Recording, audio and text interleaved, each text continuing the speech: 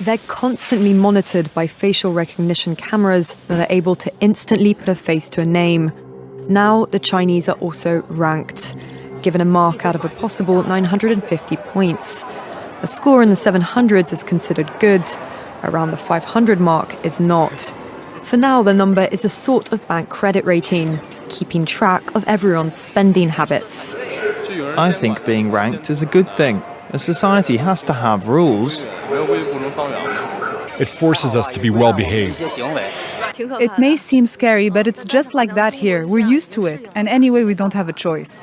Groupthink sets up the potential for abuse, where a person can be scorned simply for being not the same, simply for being different.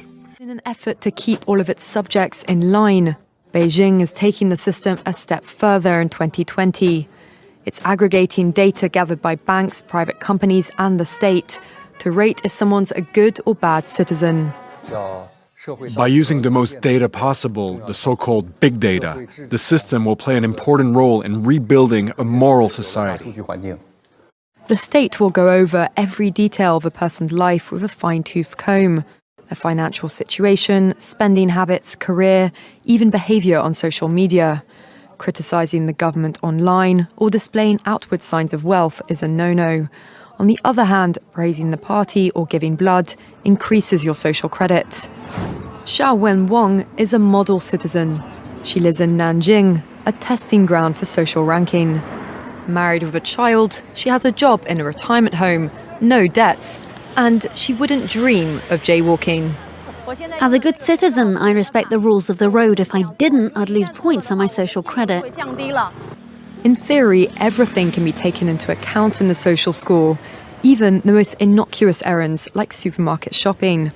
When Xiao Wenwang makes an electronic payment, her purchases tell the state a lot about her. Buying cigarettes would count against her.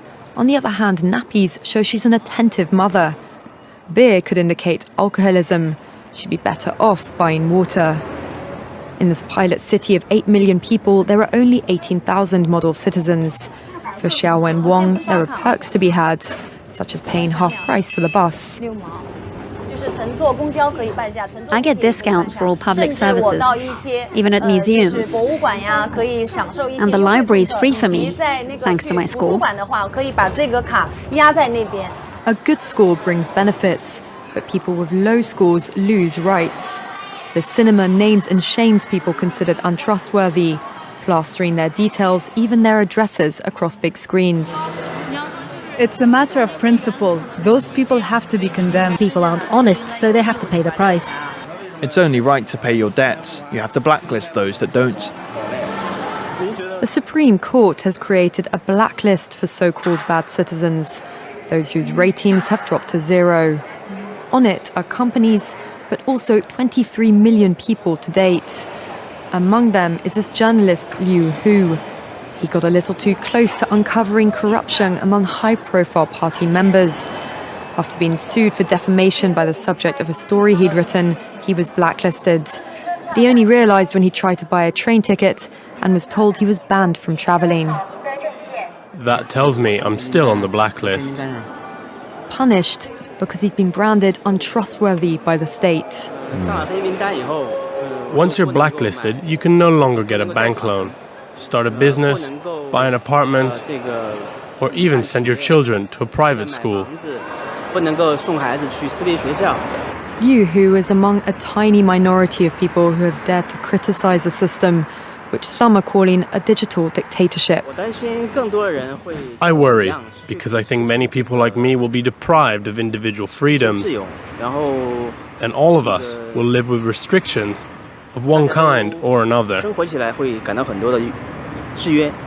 After our meeting, Liu Hu learned that his name had been removed from the blacklist, but he still has a long way to go if he doesn't want to languish at the bottom of the social credit hierarchy. For those of you just unquestioningly in compliance with this unprecedented takeover of our rights and liberties, what world do you think you live in? Do you actually trust your media, your entertainment industry? Can you? Do you think it's not all essentially a propaganda wing of the government? Are you that blind? You're so willing to report your neighbor for having some guests over, or yell at kids in the backyard who are playing together, in your artificially induced fear state driven by the media, and you're essentially inviting what's to come on in. This may be it, or it may just be a test run, but they're learning quite a lot about your social score. God bless you in Jesus' name.